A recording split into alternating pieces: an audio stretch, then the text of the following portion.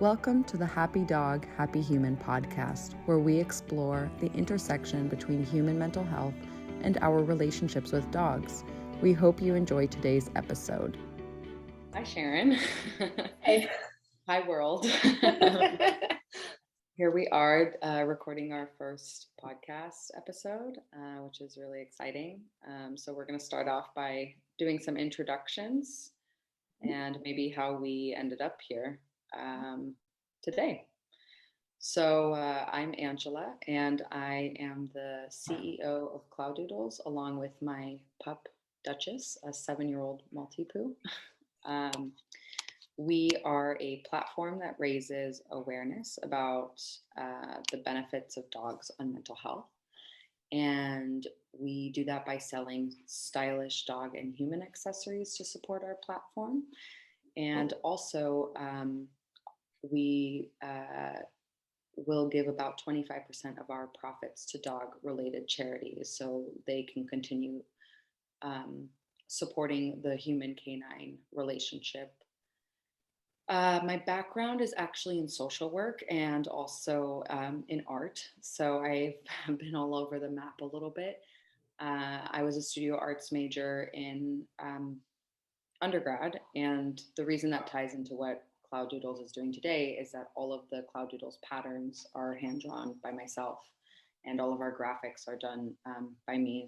And creativity has also been a very important part of my mental health, along with dogs. So that's incorporated into our business as well.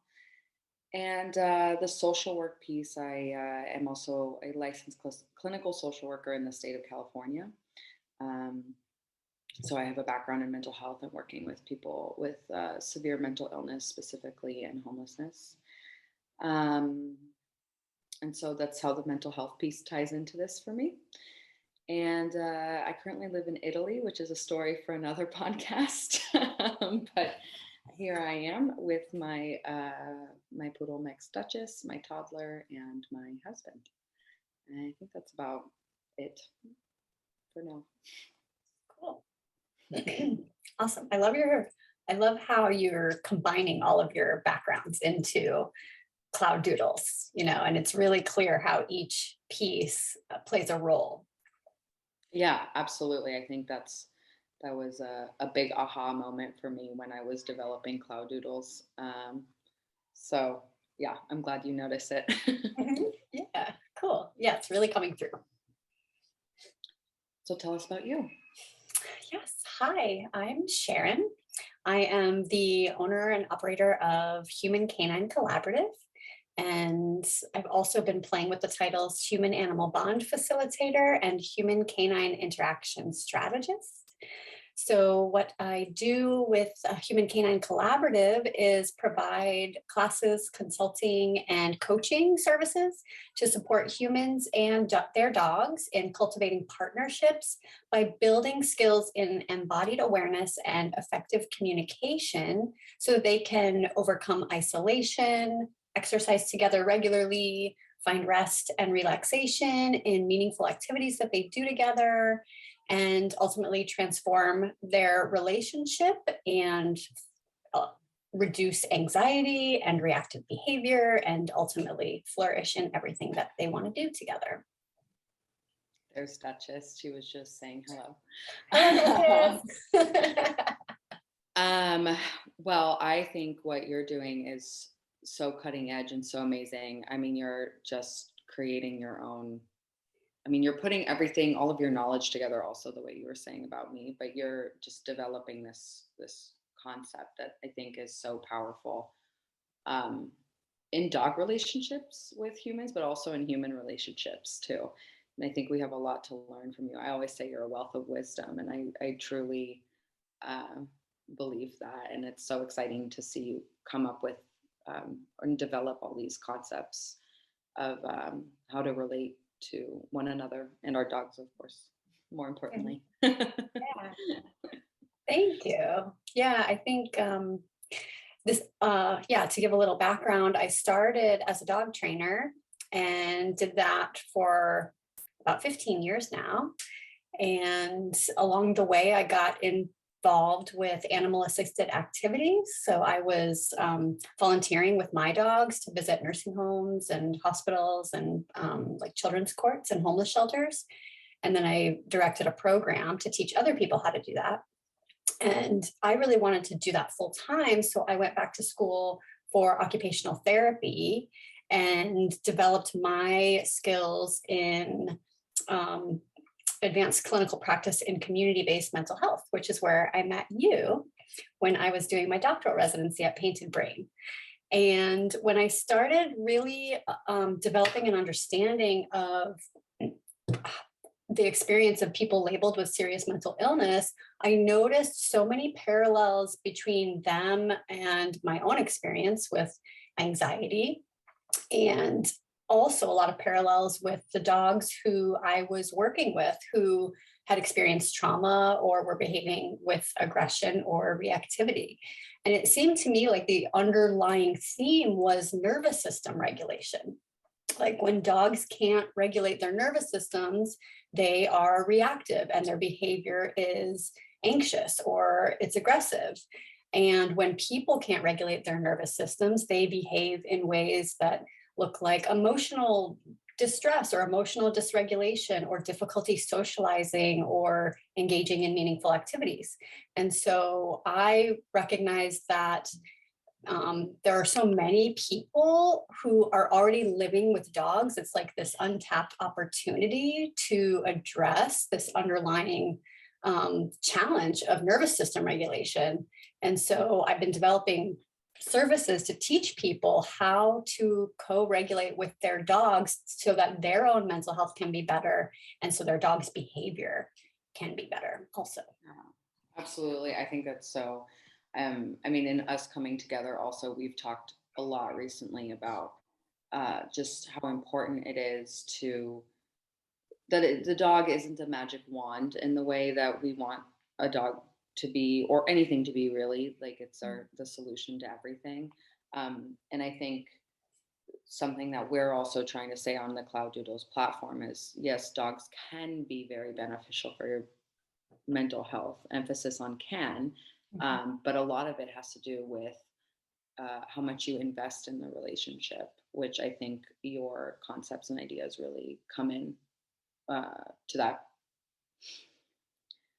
Yeah, cool. So, well, one of the things we wanted to do weekly, we're gonna always start with a care tip because we're both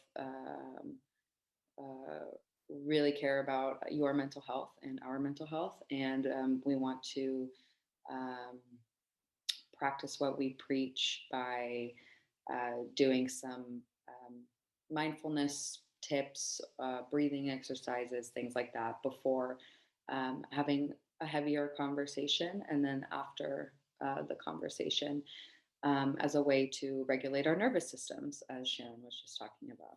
So this week I'm going to start, and I wanted to start with just the basics, which is a breathing exercise where you close your eyes, and you don't have to close your eyes. You can keep them open. It's really what you're comfortable with.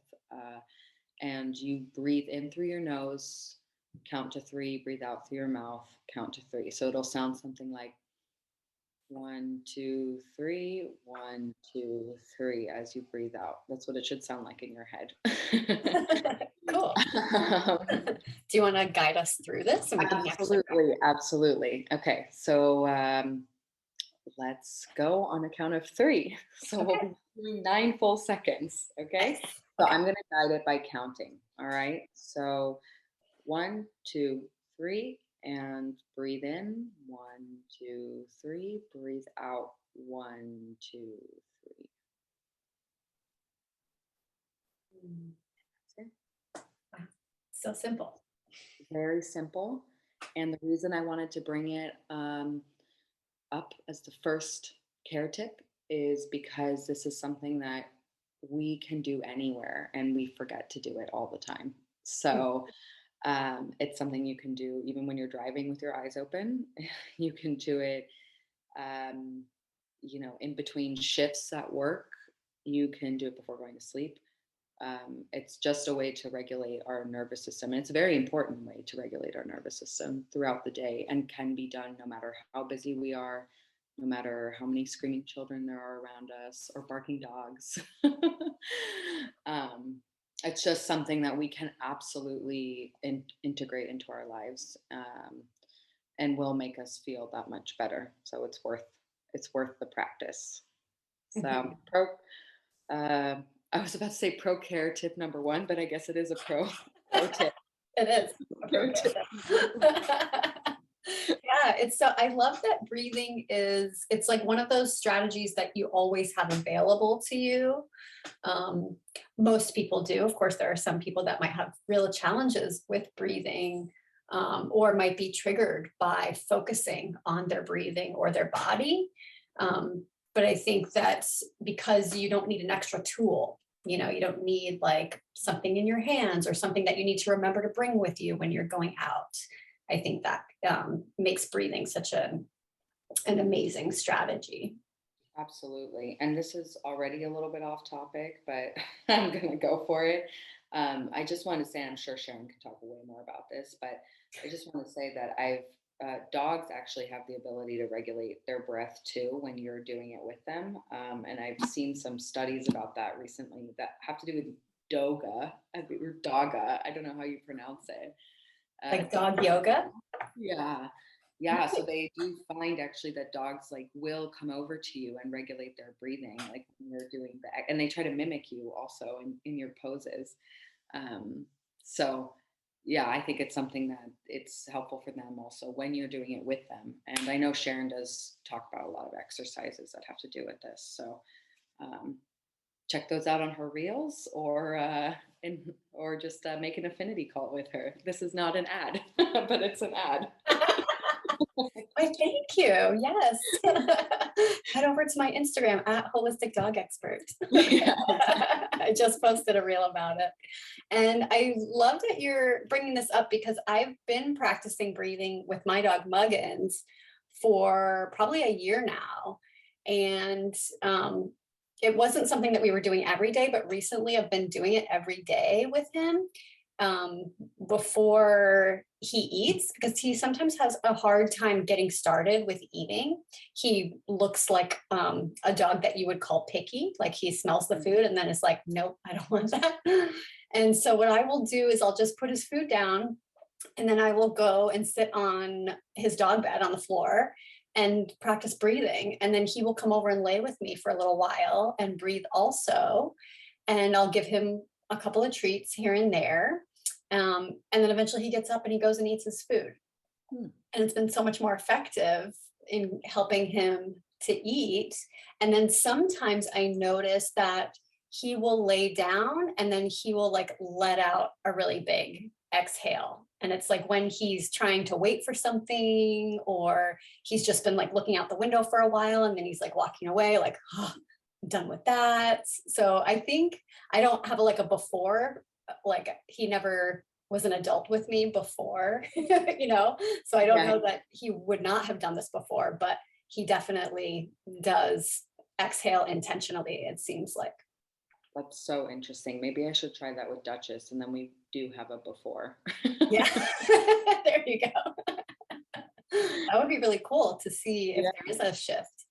Well, it could work actually. Maybe we'll do it as an experiment, because she also does the same thing that you're describing.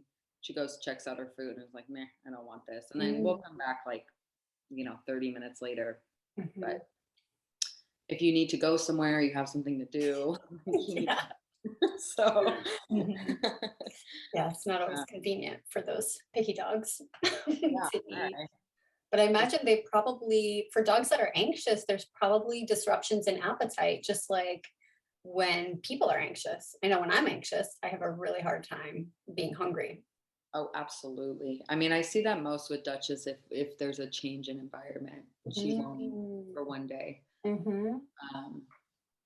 But yeah, it makes sense. But also, like, the disruption of the routine makes you feel anxious. So yeah, I guess she just doesn't get what's going on and like won't eat for a day till she's comfortable again. So it makes sense. Yeah. Well, speaking of anxiety, good idea. Well, I think we're going to start with me chatting a bit about anxiety in humans, which is, well, let me start out by saying actually that anxiety is something, it's probably a word that we overuse, because it is a normal experience to a certain extent. We all have to have anxiety. If we didn't have anxiety, we would be sitting on our butts all day eating cheeseburgers.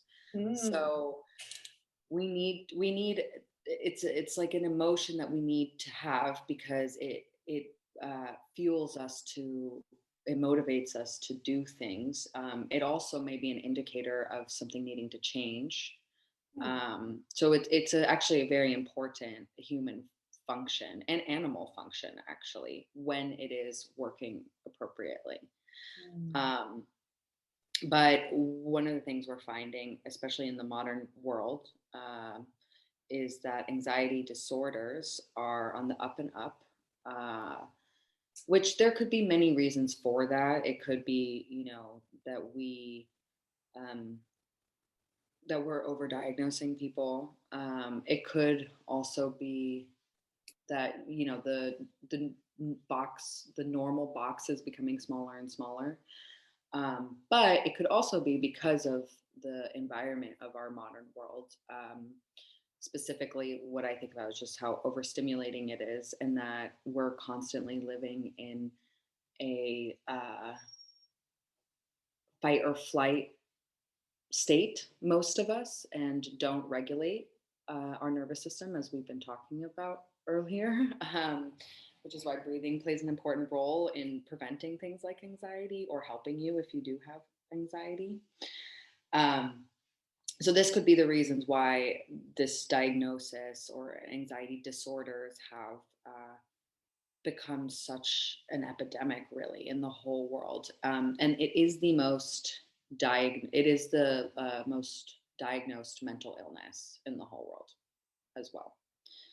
Um, yeah, so I guess some characteristics of anxiety.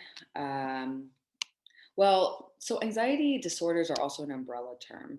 So there are mm, different types of anxiety disorders. So before I go into characteristics, there's generalized anxiety, which is, I think, typically what we think about, which is somebody who has excessive worry about things, maybe obsessiveness, change in heart rate, issues with sleep, mhm, um, impending doom feelings, um, uh, sort of flashes and thoughts that are about danger or fears that may be rooted in reality but are not appropriate for what's going on in that moment. So these are examples of symptoms of anxiety, generalized anxiety. And mhm, then under anxiety disorders, you can also find panic disorder, which I personally was diagnosed with as a young child. And that looks a little bit different, but it's under the same uh, sort of guise. mhm, There's separation anxiety, so anxiety that's induced by being separated from a loved one, um, which that is also something that we see in dogs a lot. So we can talk about that more when we talk about dogs. There's phobias, which could range from being afraid of people to being afraid of spiders. mm, There's also post traumatic stress disorder, I believe, is also under an anxiety disorder, mm, which is, again, it has to do with a dysregulation in your nervous system because of a traumatic event that occurred or multiple traumatic events. mhm, Um, I think that covers sort of the bigger ones. mhm, Uh, And so, what we are finding and what we wanted to talk with you guys about in the world is that dogs also suffer from anxiety, which Sharon will talk a little more about and what that looks like in them, because there are so many parallels and um, overlaps between us and our canine friends. mhm. Yeah. Wow. That's a lot of really great information. And it's helpful to know that anxiety is very common. Um, that I know, I mean, I've had anxiety for as long as I can remember, and not just in like certain situations, but like you were describing, like thoughts of impending doom, just like having a general feeling of fear. I can remember being afraid of the dark as a kid. Mm. And I didn't know until recently that that was a symptom of anxiety. And and sometimes, especially in grad school, but sometimes even still, I would wake up and just have this feeling of fear, like about what the day is going to bring, especially if I had to leave the house and go anywhere. It would just be like, I would wake up afraid and thinking about like things. And some, I think like the quality of the thoughts too can be an indicator of anxiety, like how fast they are Mm. coming, and like what they're about. So like if I'm approaching an event that I'm anxious about, I will have a lot of thoughts about rehearsing what I'm going to say and do. But not in a really helpful way, like not in a way that's like really grounded and present and like I'm preparing for something. It was more like just running in my head over and over something that I might say. And then after the event, having a lot of rumination or like going back over it if I felt like I messed up or like, oh, I wish I would have said this instead. And I would be like thinking about other things that I could have said, almost like trying to imagine that it went differently. Yeah, and I think that that's also a really important point that I think when it gets to in a place where we can call it a disorder is when it's impacting your functioning, right? So like what you're talking about, it's not helping you or serving you. It's almost like it's your anxiety is out of whack, and these thoughts that maybe could serve you in one way, like waking up and being like, okay, I need to go outside and I have things going on in my day. Like it's a good thing, right? Like that you have to go through your list and plan your day, but then it becomes out of whack and then you can't function because of it. And then you don't leave your house because you're so afraid, for example. So like I think this is where it gets really distorted. Um, but it was interesting what you were saying also about the being afraid of the dark when you were little. I also had very serious fear of the dark and couldn't sleep and separation anxiety as a child. But Mhm. I also have recently been thinking about, now that I have my own child, that it's so unnatural, biologically unnatural for us to, for example, like sleep alone.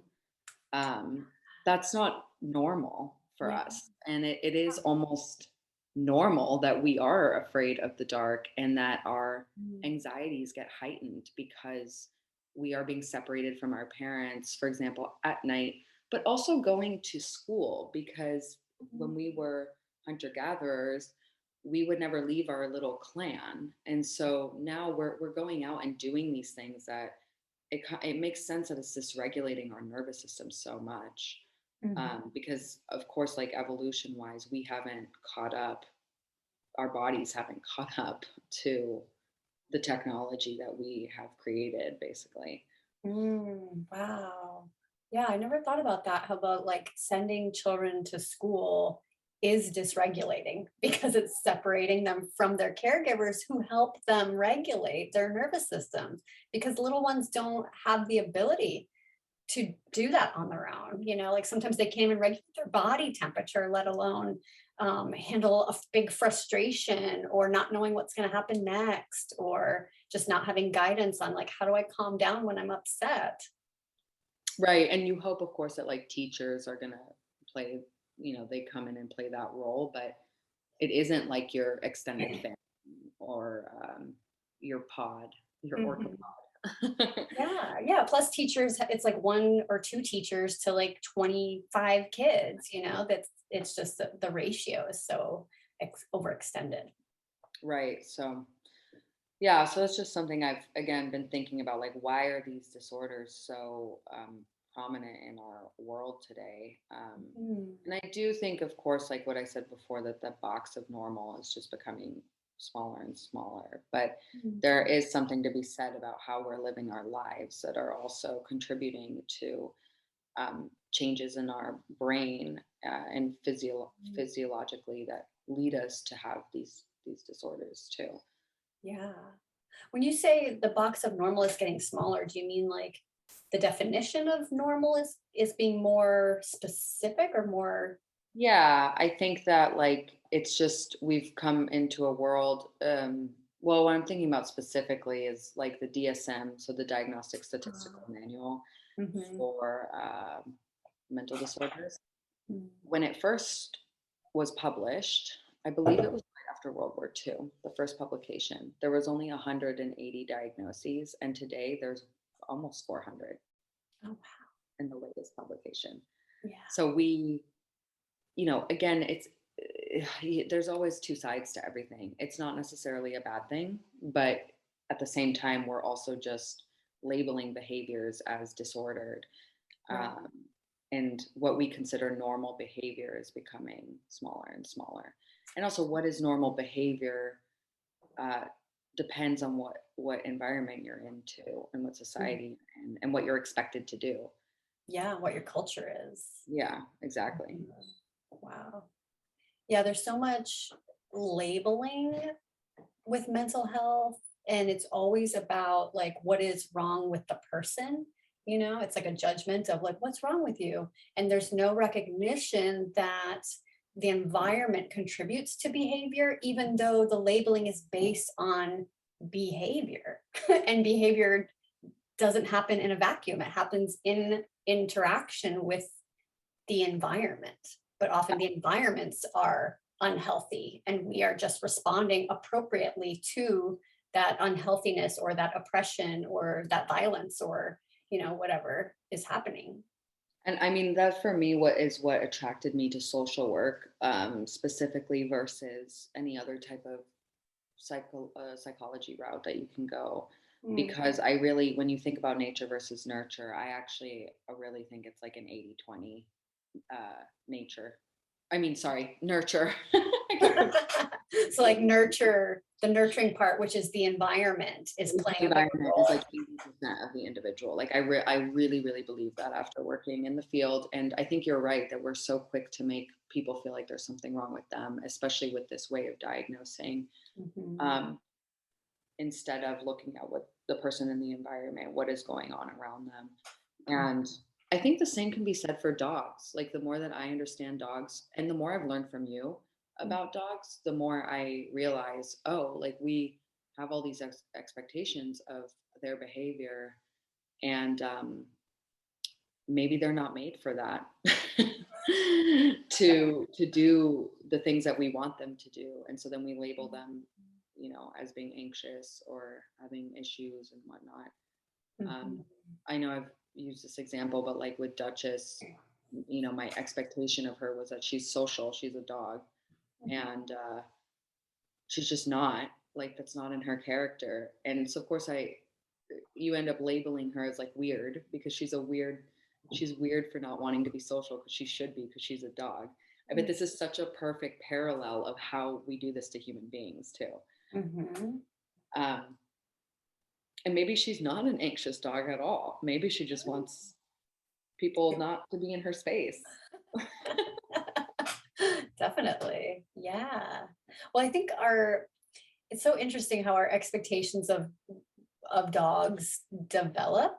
And I think back to, I kind of always go back to like, what is the structure of the relationship between humans and dogs? And it's a master and pet or an owner and pet relationship where the dog is really considered an object or property, like a pet for us to do with as we wish or for it to make us happy in some way, which really comes from a value hierarchy, which is the same value hierarchy as white supremacy, where white people are valued more than Black people or people who are not white. Animals are valued less than humans. So our expectations come from like what we want. We're expecting the dog to do what we want or to do things that help us or serve us. And we're really not giving the dog a status as a sentient being or a being who has their own needs and their own expectations and their own perceptions. Absolutely. Actually, it's really interesting now that I'm living in the countryside. All of the dogs in the neighborhood, they have their own lives. They're just walking around, doing their thing. They go home when they want. Wow. And it made me realize again, like, oh, they are their own beings. They have their own independent needs and wants and can live their own lives without us. They don't need us Wow. necessarily. And I think we feel like they do. Mm, Um, which is really, it's just interesting how different it is in the city life mm. of how dogs are expected to behave or be more of a pet. Um, because I think here they think of dogs more of just, another, it's another animal on the farm and they're doing their thing. And sure, they may help us with certain tasks or be our companions, but it's not necessarily like, I think a lot of urban in the urban world too, we think of dogs as our babies, which Mm, there's a hierarchy there also, right? mhm. Um, or our children. I don't Yeah. know what you think about that actually. I've never asked you if do you think that's like a strange dynamic or I don't know. Hmm. I think, well, I think about it in two different ways. Like in one way, we dogs are domesticated, right? So they do depend on us for a lot of things, especially when we're living in urban areas or when we're not living in an environment where they can have autonomy to go and come as they please or find their own food. They are dependent on us, which is like a child is also dependent on us.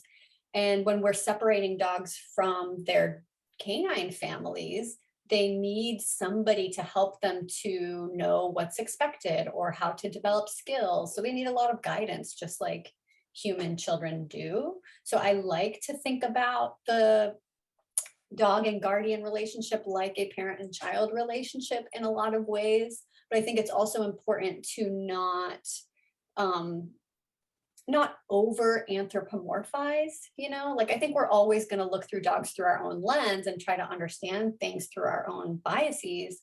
But we also have to recognize that dogs are dogs and they have different needs. They have different sensory perceptions. They have different ways of communicating and they have different things that they enjoy or don't enjoy. So we can't completely treat them like humans because that's missing a lot of the information and the respect and the just like the autonomy that dogs need to have. Yeah, absolutely. That makes a lot of sense actually. And I like what you're saying because they of course they're a different creature and they have their own uh yeah, their own needs because Mhm. they're not the same species as us. So Yeah, yeah. Hmm. um well, let's talk a little dog anxiety. No, Hmm. I'm interested in Well, that. I was curious actually to go back. You mentioned overstimulation Yeah, initially with anxiety, and I think that's a really important piece that I wanted to know if you wanted to expand in humans or dogs or both. on. Humans. Humans. Okay, well, you're well more a little more versed in this than I am, but um, I do think that well, I mean, we know that being overstimulated visually in any of our senses, some people are more sensitive than others, of course, and some people have different sensory profiles of what makes like what particular senses are more sensitive than the other one. So, for example, like I'm pretty sensitive auditorially, and actually, this is really strange. I recently am learning more and more that I have serious physical sensitivities.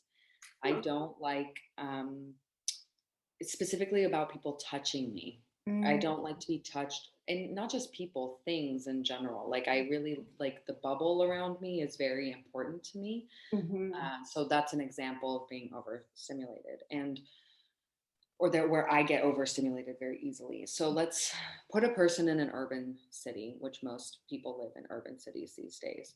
Mhm, So, okay, you constantly are seeing lights from mhm. advertisements. I forget the number, but the amount of advertisements a single person sees in a day is astonishing from our phones to our computers, Mhm. Billboards, outside, yeah, billboards, television, yeah, and also auto podcasts. So also to hear it, it's not just visually, right? We're Yeah. hearing it all the time, Hmm. and we're talking on the phone.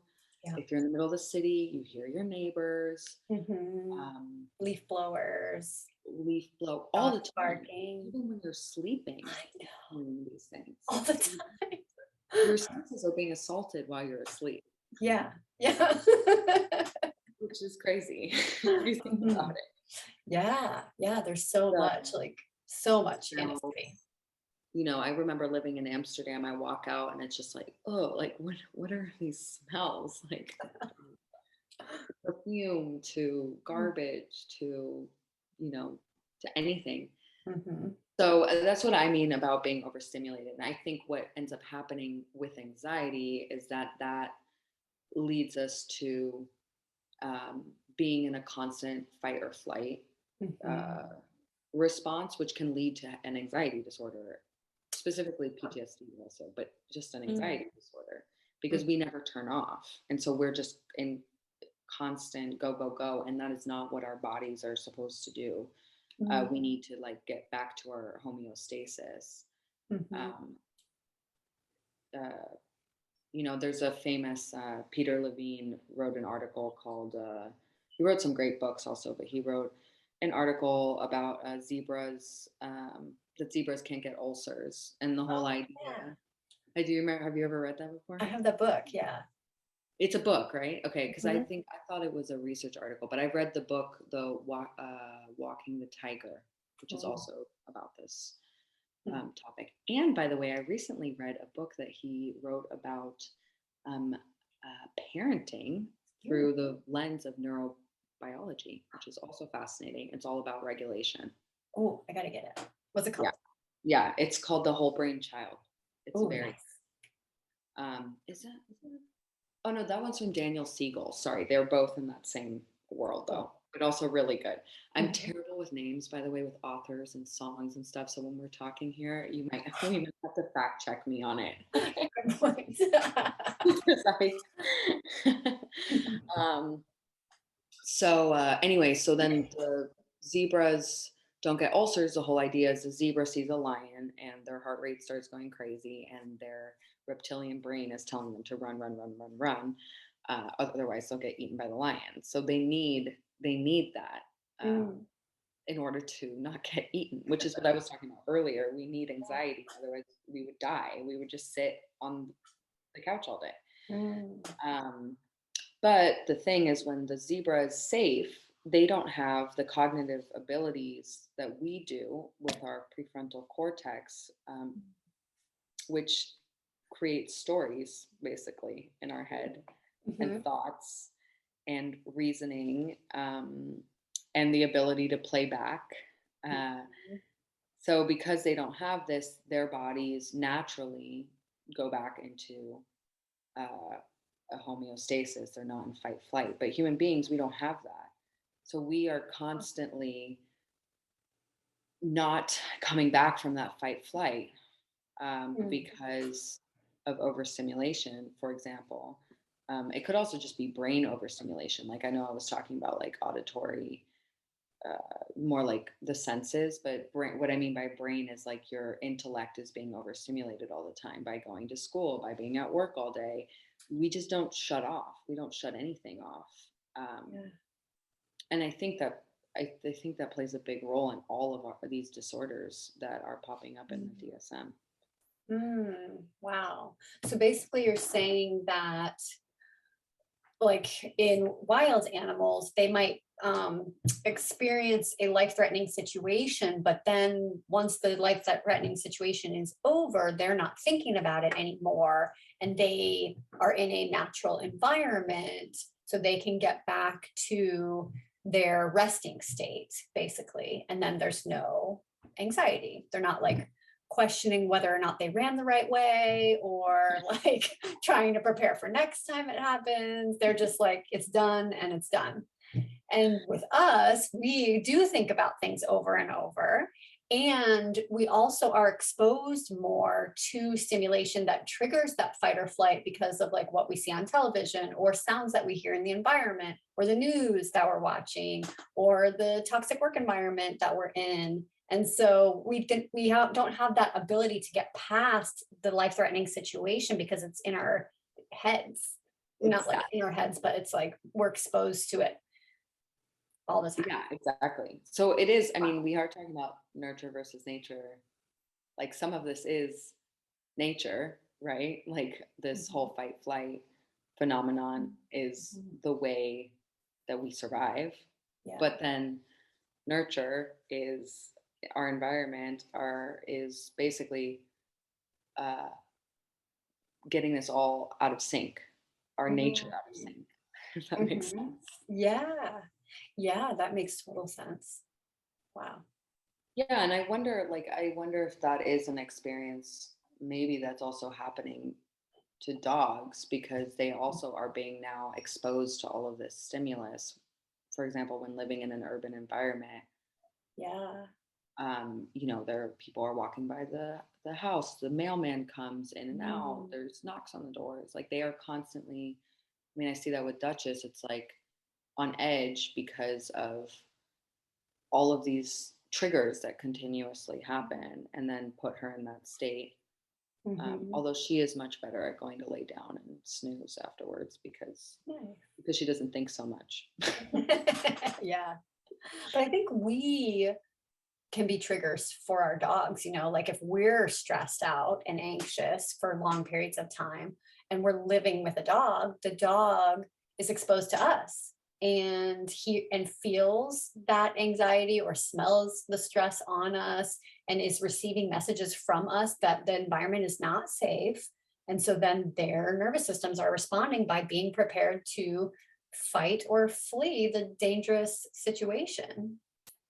That's really interesting. I'd never thought of that before. How we play a role in their mental health in that way, also, like whatever state that we're in, because they're so attuned with us. We are Mhm. their pack, like we were talking about earlier. Yeah. Yeah, That, they're paying attention to everything that we do yeah, because they need to, you know? And I think when we're not paying attention to them, we're not getting that feedback about how we're affecting them. And we're also missing important signals that they give us that can help us to unplug or stop working or turn off the television. It's a common experience for me that when I'm starting to get anxious about my work, that Muggins will come and ask me to take a break. It yeah, always happens that way. I'll have this sense of urgency, like, oh my gosh, I got to do one more thing. And I'm like hungry, but I'm ignoring it. And then Muggins shows up and I'm like, thank you, buddy. Like, yes, let's go outside and play because this is not healthy anymore, what I'm doing. no, that makes so much sense. Mhm. I mean, it's interesting with Duchess. I think about an example I might think about in that way is more when I'm crying, that Mm, she is so emotionally disturbed by it, by mm, my tears. And yes, she comes and supports me and licks me or whatever, but she's like squeaking and mm, also very unwell. But mm, then what it does to me is that I want to take care of her then. Like, oh, I'm sorry that like I'm creating this turbulence in your mm. nervous system or your emotions. And then I want to comfort her. But then there's the beauty there of like how she helps my mental health. And then I help her come back to Yeah. grounding herself. Yeah, it's like she feels like something's not right. And maybe her motivation to go to you is to try to tell you, like, hey, I don't feel right. And then that cues you to like break out of what you're doing and take care of her. That's so beautiful. I love. Yeah, yeah. I think that's one of the ways that anyway that she's helped me a lot, um, Mhm. with my own mental health, or just to get out of it. Like you're saying, like you're in this zone of sadness or stress or whatever, and then they can help us break out of it by interrupting and saying like we want attention. Mhm. Yeah, exactly. And if we don't pay attention to that, to those signals, then we're not helping them and we're not helping ourselves. Absolutely. Mm. Well, this has been a really wonderful conversation. It has. I'm just, um, well, I just don't know if there's. anything else you want to talk about? I feel like we came back to a really good place to like pause and Yeah. end this episode Yeah, I if think you so. want, so we can move into an aftercare tip. Okay, sounds good. Okay, so this aftercare tip I learned from the dogs, and I've noticed that dogs always will shake off after a stressful experience or when they're done with one situation and they're transitioning to another situation. And intense input using the whole body is really helpful for shifting the nervous system out of a fight or flight and into a calmer state. So you can do this standing up or you can remain seated. And all you're going to do is you're going to start like shaking your body. You can like get your shoulders into it, get your arms into it. You can do it like really fast and silly. You could get your tongue into it. Wiggle your booty a little bit. Shake it off. And then I like to just like roll it out after. Roll my shoulders and my head. And do a big exhale.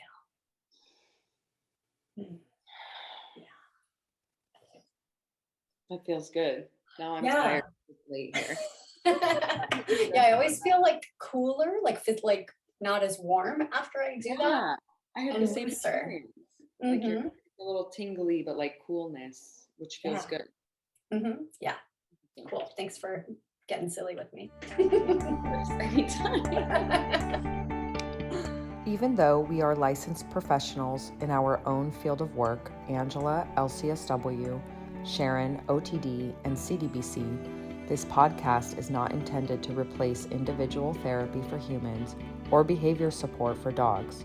We approach our conversations from an exploratory, observational, and strictly personal lens. If you are struggling with your mental health, your dog's behavior, or if you or your dog have experienced a recent traumatic event, please see the resources section on our websites for a list of resources and places that can help. Visit either www.hc-collab.com/happydoghappyhuman or www.clouddoodles.com/happydoghappyhuman. For additional show notes, including books and articles that we mentioned, please check out the Footnotes section on our websites. This podcast is made possible by the collaboration between Cloud Doodles and Human Canine Collaborative. Check out our websites at www.clouddoodles.com or www.hc-collab.com. Special thanks to Tom Fox at Tom Fox Photos for support with editing and production consulting. You can find Tom at tomfoxphotos.com. Also, special thanks to sound effects and story examples from Duchess and Muggins. We could not and would not ever want to do this without you.